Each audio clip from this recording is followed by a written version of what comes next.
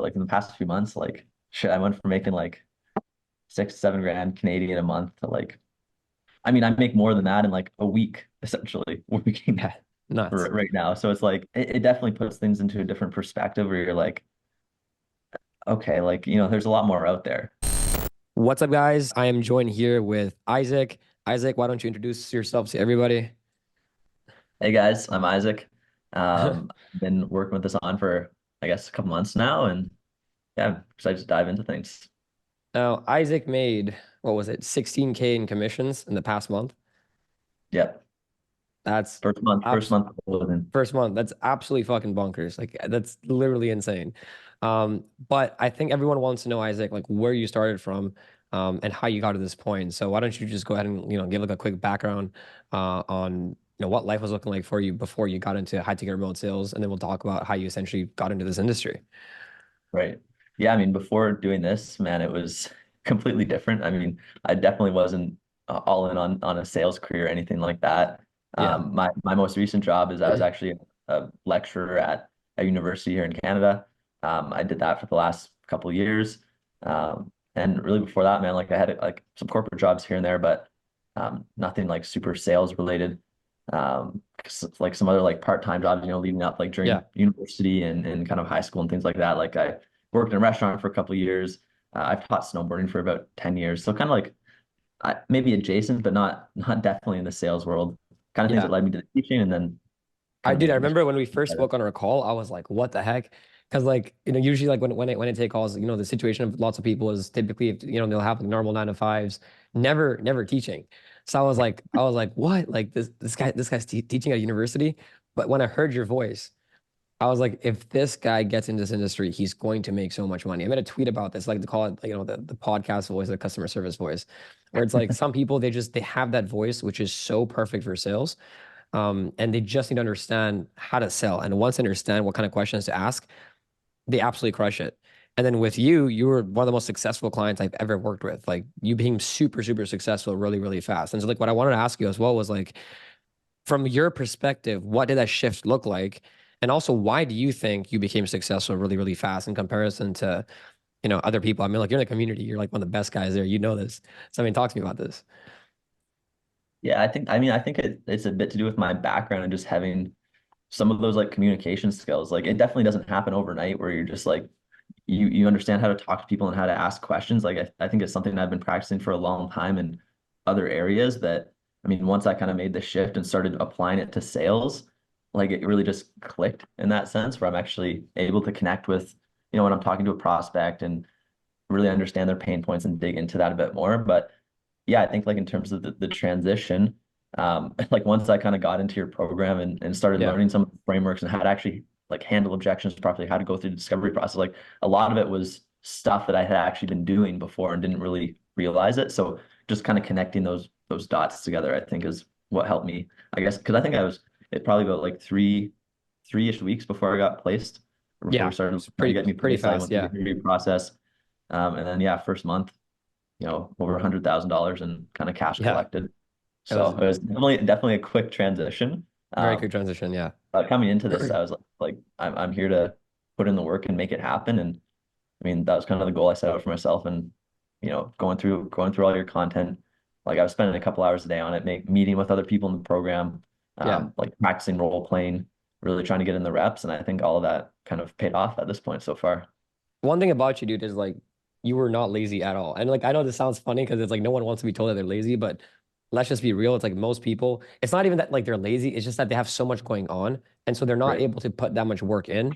And to be honest, like with you, if you had not put in this much work, I wouldn't have called you lazy either because, you still have the 9 to 5 going on. You're still, a busy guy, but you Right. still put in so much work.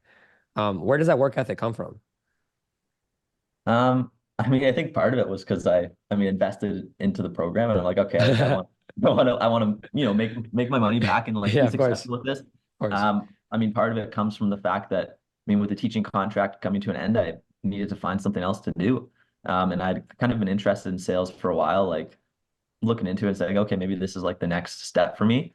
And I mean, I think part of it too is like I've been an athlete my whole life. Like I played football in university, college, Okay, that makes lots of a sports lot of growing up. So sense. like Yeah. I understand like to get Yeah. better at something, you have to put in the work. It's just like going to the gym, right? You have to show up every day. Like, and I mean, I still do that with on the fitness side of things and other parts of my life. So it's got maybe it's just kind of like natural to me at this point where I'm like, okay, like if I want to get better at something, you have to show up. You have to know what the steps are. And I mean, being in your program, it gave me those steps where I could actually like put my head Yeah. down and just do it. Because sometimes like if I was just starting out on my own, man, it's like sure, like I can start watching a whole bunch of videos, but like I don't necessarily know what direction or what skills are really the most Exactly. important to focus on, how to actually learn about the industry. I mean, I can go up apply to sales jobs and work up the ranks cold calling for 3 years before I get into Yeah. like more of a closing role. But yeah, I kind of felt like I had a lot of like the soft skills to Yeah. actually into this. And yeah, This I think is having this is what makes this industry so beautiful. It's like when you become good, it rewards you right away. Like there's no politics in right. that sense,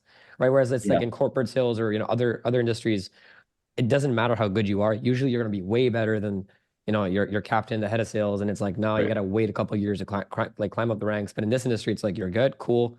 Here you go, close the deal, you get paid, right? And Yeah, it's like life's good. Now, here's what I want to ask you, because like guys, like I believe you're 25 right now, correct? yeah, So it's not like your life like completely sucked. You know what I mean? It's like I believe you had balance, you had a good job, things were all right. yeah. But like where did that motivation come from? Because usually a lot of guys when they're around, 25, 24, I'm 24 as an example, sometimes they're like, oh, you know what, maybe it's a bit too late. I'm already busy, like, Mm. I already have my 9 to 5. Number one, like where did that motivation come from?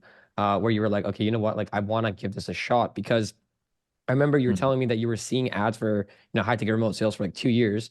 And then I was Right. like, damn, like why now though? Right. Which is not Mm. always good to ask that question, why now though? But like why now though? Like why did you like start recently and like what prevented you 2 years ago? And also like where did that motivation come from where you're like, shit, like I actually want to give this a shot. Yeah, I think like long term for myself, I always like wanted to get to the point where I was like starting my own business.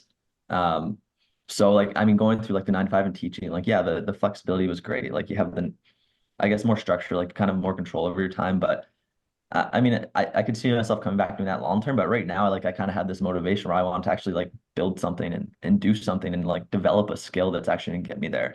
And I mean, like after thinking, I mean, yeah, I've heard about remote closing for a while. I mean, it didn't really make sense in terms of timing to get into it right when I was kind of starting my Right. contract stuff with teaching, and kind of like I think that period with the teaching like built up so many of these foundational skills where I kind of felt like okay, like I'm ready to actually give this a shot now.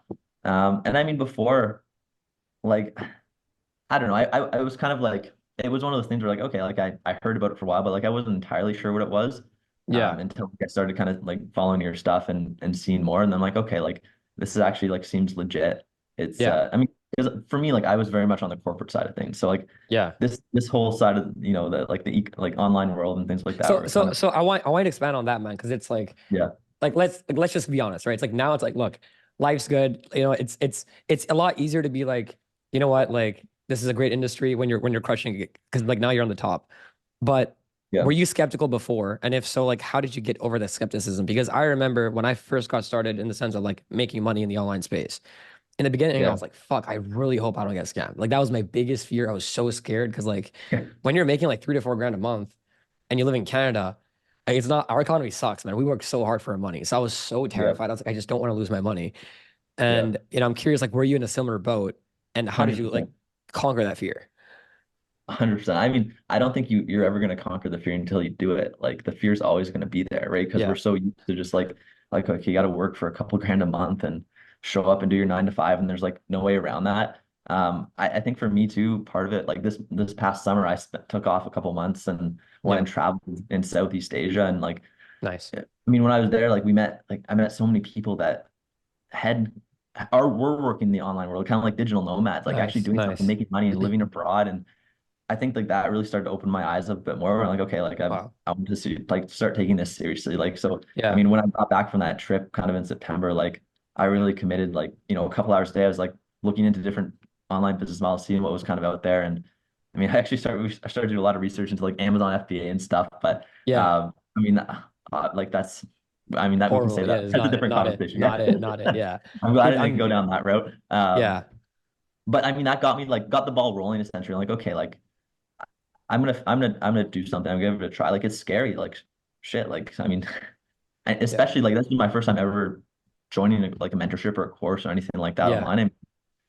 But I mean, shit, man, like we pay tuition for university and college and all this Yeah. other stuff. Like, so like you just got to take the leap at some point. Like you're always going to be scared. It's just a matter of like, would you rather be scared and do it today or be scared and do it 2 months from now or a year from now? Because I mean, a year from now, you're going to be in the same position if you don't actually do anything, right? You actually have to start Yeah. taking the steps and building up a skill because I mean, you're not going to build that skill until you actually start practicing it and doing it. 100%. And I mean, just floating around not doing anything isn't getting you there.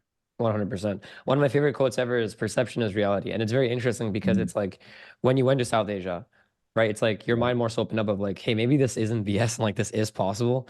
And like if these Yeah, guys can do it, like I'm pretty sure I can too, right? yeah, Whereas it's like if I spoke to you last year, you probably would have never bought, right? And like, the call would have been like a nightmare. Who yeah, knows, right? We don't know. But it's like right. the moment that because it's like I believe a lot of people in the beginning they just hold themselves back. Like there's so many like Yeah, I always tell clients I'm like guys I'm not really that smart.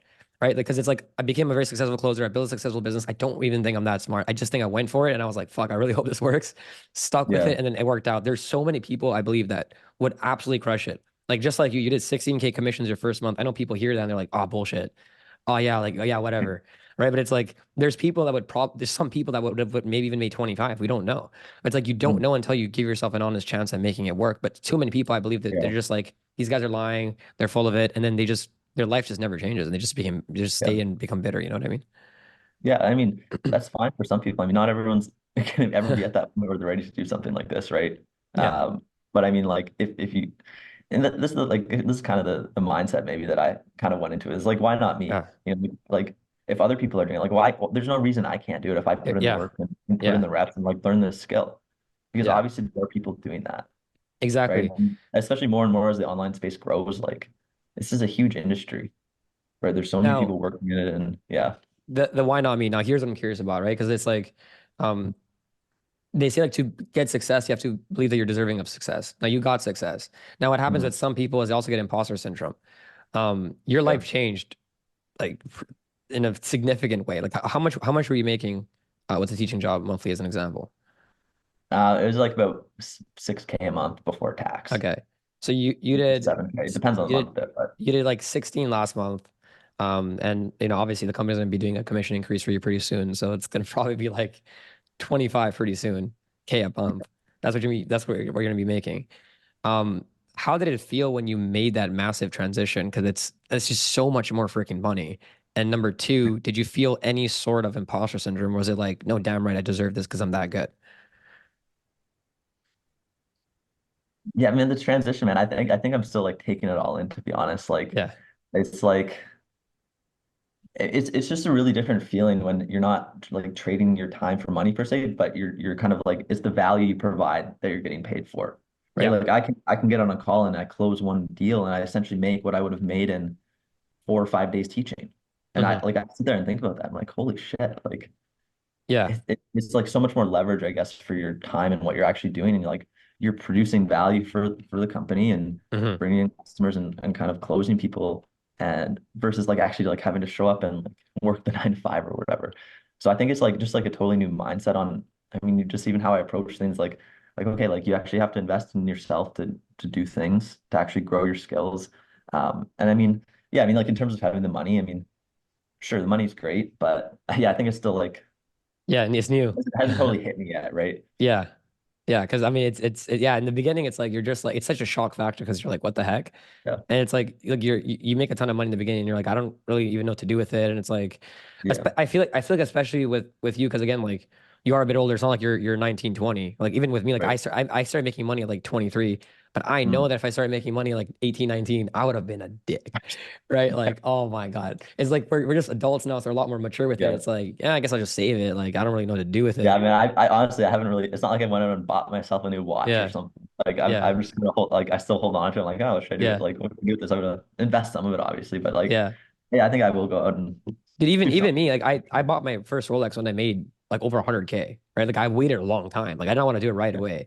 It was like I made well over, I think it was like after 130 or something, like in my account. And I was like, all right, you know what? Maybe I'll spoil myself now. And I waited a while. It's like you definitely don't want to do it right away. Um, Yeah. now here's what I wanted to ask you as well. Do you feel like you're a competitive person, Isaac? Because it's like at first glance, it's like I would not really know that, right? Because it's like, Mm. you're a pretty quiet guy. You don't shit talk at all. You're Yeah. very, very sweet person. But I feel like you are a hyper competitive person because I see you putting up numbers, right? And it's like Yeah. you're like an assassin. You just come in, it's just like you just go, you just close, and then it's like you won't even say anything. It's just like 4.8K piff, 4.8K piff, 4.8K piff. And it's like you'll say nothing. And then John is an example. He'll always like he'll Dude. always be like dropping memes and stuff. But with you, it's just like you're just a silent assassin. Would you say you're like a very competitive person? I feel like you are. Yeah, I would say so. Like, and I think, like, to be honest, like with the like teaching and some of the other corporate jobs, I missed that a lot because I mean I used to play like college football and like I played sports my whole life, so I've always been very competitive. Yeah. And then in football, like I had a couple bad injuries that kind of stopped me from doing that, and I think I lost touch with that for a bit, where I'm Yeah. like just like sure, like I'm competitive myself in like when I was in school and whatnot, but like I've kind of missed that a little, and it's Mm. this is like a job where it's like okay, like you can actually like compete with yourself, and you're Yeah. right. Like I'm not going around like rubbing it in people's faces. Like I just show up and do what I do, and I mean it's like I'm more so like competitive with myself in terms of how can I get better every Yeah, you day. more so just you literally just like make statements basically. It's like you let Yeah, like the work speak for itself. And I was gonna ask you exactly. this as well. So seeing as how you come from a sports background, you're a competitive guy. Um, I mean, yeah, just expand like a little bit more on the on like the teaching job because like I know you enjoy teaching. It's not like you Yeah, hated it. You enjoy it because you're no, very I good love at it. teaching. Yeah. But did you miss the competitive side of it essentially? Because it's like even me right now with the company that I run, I'm not closing deals every single day. And I Mm, do miss it, right? Because it's like you get like this adrenaline when like you close a very hard deal. It's like when you're objection handling for like 20 yeah, minutes and you get the close. Like, yeah. did you miss that when you were teaching? Because with teaching, it's a lot more mundane, essentially, where it's like, Mm, you're the boss, you're the captain, you're helping the guys out. But in this situation, it's like you're in the battlefield, right? And then you're collecting the money, yeah. you're closing the deals. Like, talk to me about like the difference between the two and like essentially how it was more so in like your day to day and like how it essentially felt. Yeah, like with the teaching, I would say at the start there was, I guess, a bit more of the competitiveness where I was trying to get better, right? Because I mean, I Right. had some background teaching, but like I never taught in a university setting. I mean, and at the same time, like I maybe had a bit of that imposter syndrome as well, because it's not like I have like my MBA or PhD. Like I got hired on very young to do this, Yeah. which a lot of people don't. Like I was 23 when I started teaching at a university level. So like a lot of my students were, like 2 or 3 years younger than me. So I kind of had that like drive, I guess, like to really like improve there. And like a lot of my focus went into getting better in the classroom, like getting better handling students in office hours. Cause I mean, a lot of that, it's like interpersonal relations there. Like you have a student coming to you that just failed an exam and they're crying and they're upset and they're not going to be able to get in the program they want to. It's like, how do you Yeah. approach those kind of situations? So like the competitiveness is there. And then I feel like over the last like year and like, let's say like the first year and a half into that, like I got quite good at teaching, I would say. Like, and Yeah.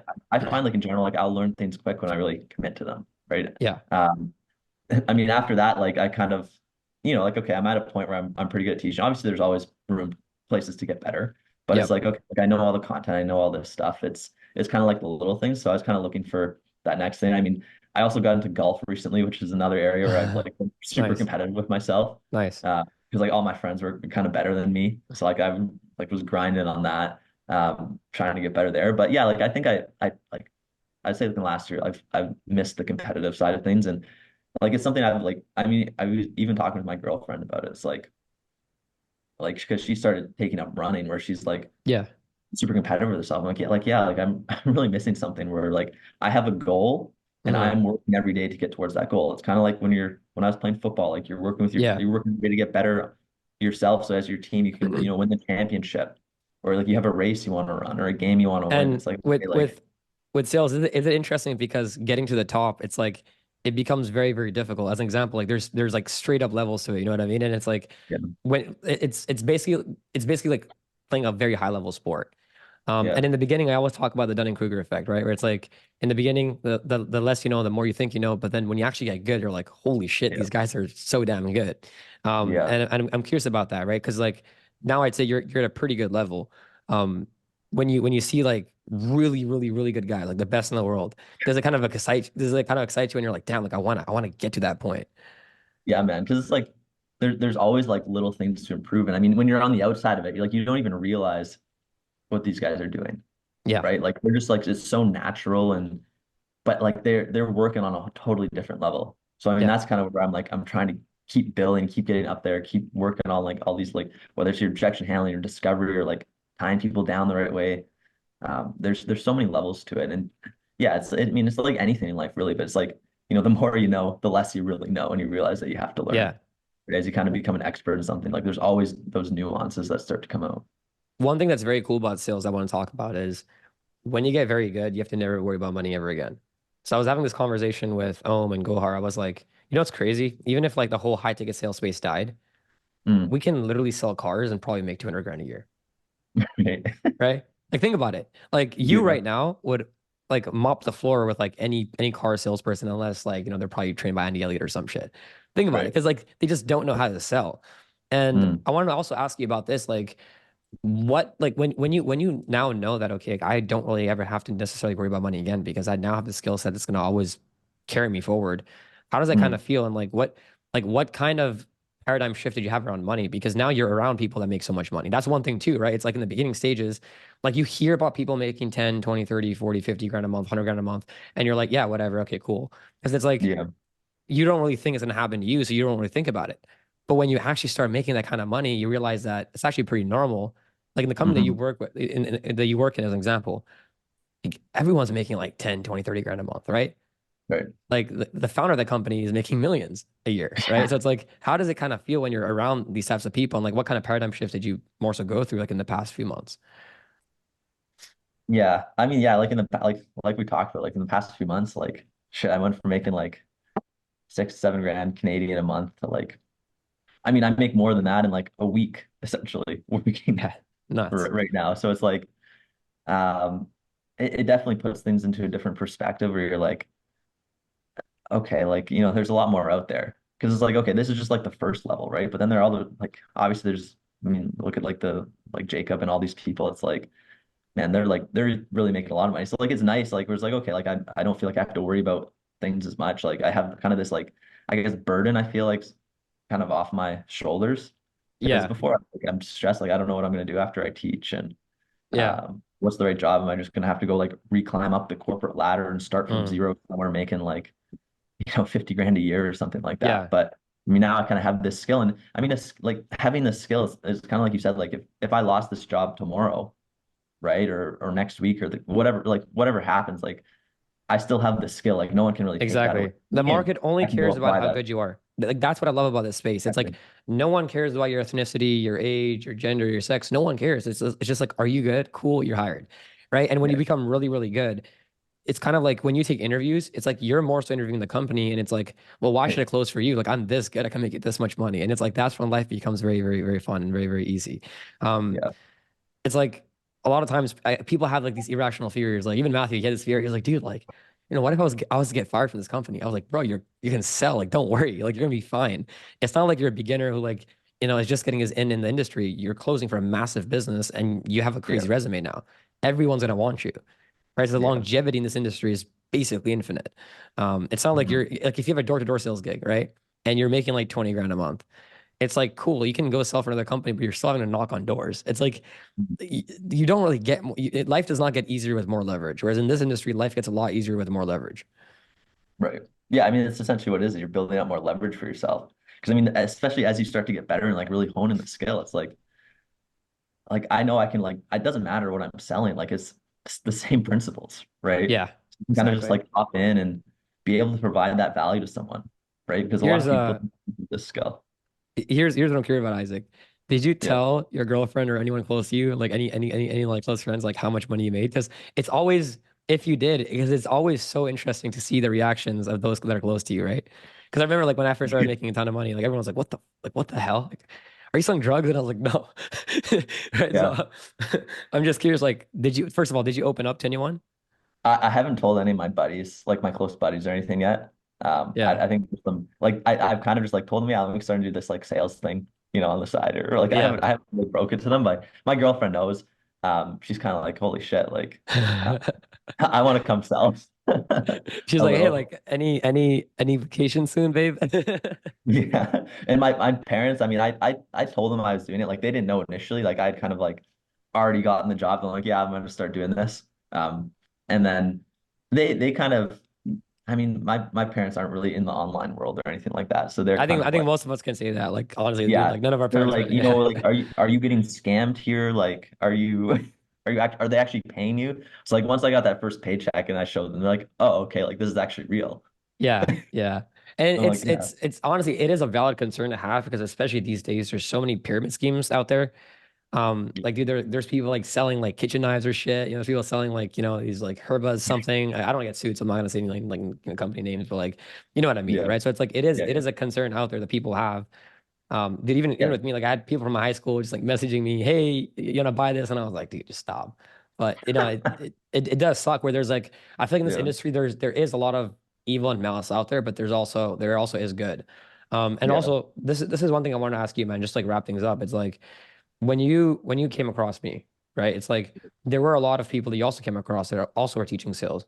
And it's like I'm a very honest guy. I don't have the biggest company yet. You know, we have like yeah, 3,000 followers on my Instagram. You know, in our community, we have like now we have like I think 80 people in our community, so we are growing, yeah, but it's not like I'm the biggest guy in the space. What made yeah. you more so want to work with me? It was a good decision, but let's go I would before say because so. yeah, Yeah, I mean, it's kind of like you said. Like, I mean, there's bad people in the online space. I mean, there's always bad people no matter where you go. Like in any industry or any part, there's always gonna like, I mean, just look around you in the world. Like, there's bad people everywhere. yeah, In terms of why I wanted to work with you specifically, I mean, yeah, like I saw some ads and stuff popping around here and there. And yeah, I mean, to be honest, like that was a concern. Like, oh, like okay, like he only has a couple thousand followers. Like, is this guy real? Like, yeah, what is actually going on here? And I think like yeah, it took me like once I finally got on the call with you and I realized like you're actually like a super cool guy and like you knew what you were doing. I mean, I think it was like kind of like okay, like I actually got on the call with you. I'm like, okay, this guy's good. Like he knows his stuff. Um, and I think like seeing some of the other students in your program and like talking to them a little and like that really like solidified like okay, this is actually real and people are yeah. actually Yeah, getting something out. dude, you had messaged Sully. I didn't even know. He told me after. Yeah, I was yeah, like, yeah. Message Sully. So I messaged one of the guys. I'm like, is this legit? Like, because I'm like, I'm gonna do it, but like, I just want to make sure like can't this is blame you. actually Can't blame you, right. man. Yeah. Um, and I think like, yeah, I mean, like looking back, I'm like, okay, yeah, like, I mean, obviously, I talked to you, like, you told me your story. I kind of saw where you're coming from, like, saw what I was getting into, like, you show, and that's the thing, like, I mean, you're always posting your like the Yeah. client or whatever, right? So I'm like, okay, like, Yeah, I'm spamming them all the because the time. back of the time, Ohm was like always posting there. I'm like, man, this Ohm guy is just destroying. Like, It's why can't I it's do that, it's interesting right? because like now there this is gonna be the perfect way to also end this off, the perfect transition. It's funny because now there's some people out there that are like, who the fuck is this Isaac guy? Like he's like crushing. And I like to always ask this question to everyone I speak with. Like, if Yeah, you had to say, something to like, the Isaacs out there that are watching this video, right? Who are just a bit like, maybe there's someone who like has a nice job. They are comfortable, but they're like, fuck, like I don't want to do this forever. I right. do want to make more money. I do want to do something a bit different with that excites me more, that, enables me to have more freedom. But I don't know if this is real and I don't know if like I can do this. What's your message to like that person?